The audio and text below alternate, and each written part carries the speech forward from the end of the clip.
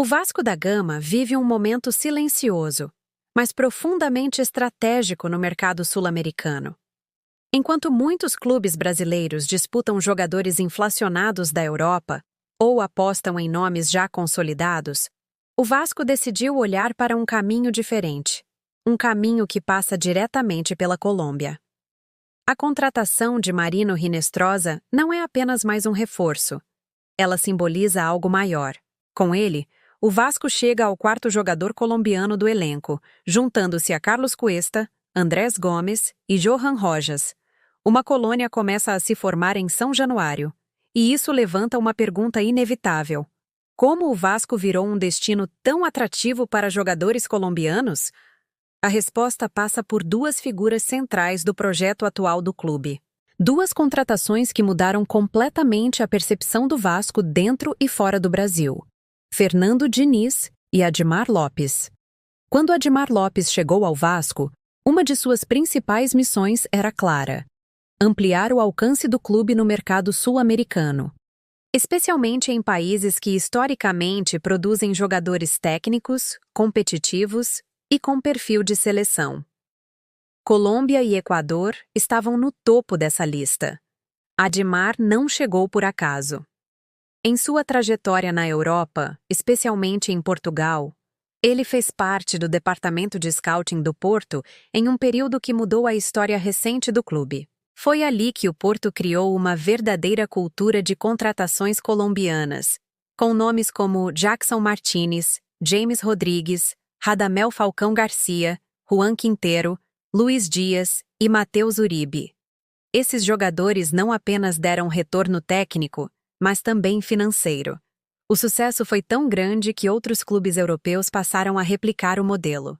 A Colômbia deixou de ser apenas um mercado alternativo e passou a ser vista como fonte constante de talentos prontos para competir em alto nível. Ao chegar ao Vasco, Admar trouxe essa mentalidade. A ideia não era apenas contratar bons jogadores, mas criar um ambiente onde atletas sul-americanos enxergassem o clube como um trampolim real para a seleção e para o futebol internacional. Foi nesse contexto que surgiram as primeiras movimentações. Andrés Gomes foi uma das primeiras apostas. Um jogador com histórico de seleção, mas que precisava de minutos, protagonismo e confiança. Carlos Cuesta veio na sequência, um nome já observado pela gestão, com potencial técnico e perfil competitivo. Mas havia uma outra peça fundamental para que esse projeto ganhasse força: Fernando Diniz. O nome de Diniz tem um peso enorme na Colômbia, e isso não é exagero. O trabalho realizado com John Arias no Fluminense mudou completamente a carreira do jogador. Arias saiu de um status de aposta subutilizada para se tornar ídolo, protagonista e pilar da seleção colombiana. Dentro da Colômbia, esse processo foi acompanhado de perto. Jogadores, empresários e dirigentes passaram a enxergar Fernando Diniz como um treinador capaz de potencializar talentos, dar liberdade ofensiva e extrair o máximo do jogador técnico.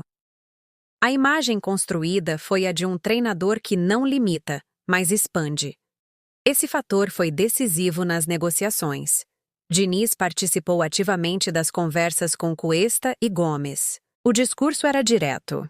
O Vasco seria o lugar ideal para retomar protagonismo, ganhar sequência e voltar ao radar da seleção colombiana.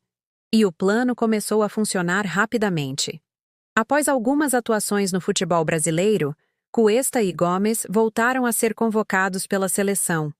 Isso fortaleceu ainda mais a imagem do Vasco como um clube capaz de recolocar jogadores no cenário internacional. Foi então que o nome de Marino Hinestrosa entrou em cena. Hinestrosa era visto como um dos atacantes mais promissores da nova geração colombiana. Convocado para 3 datas FIFA no ano anterior, esteve relacionado para jogos das eliminatórias sul-americanas e já era monitorado por grandes clubes do continente. O destino parecia traçado. O Boca Juniors aparecia como favorito.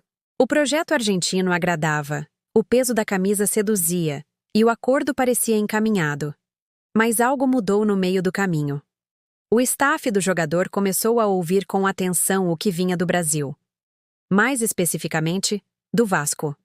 O projeto apresentado chamou atenção.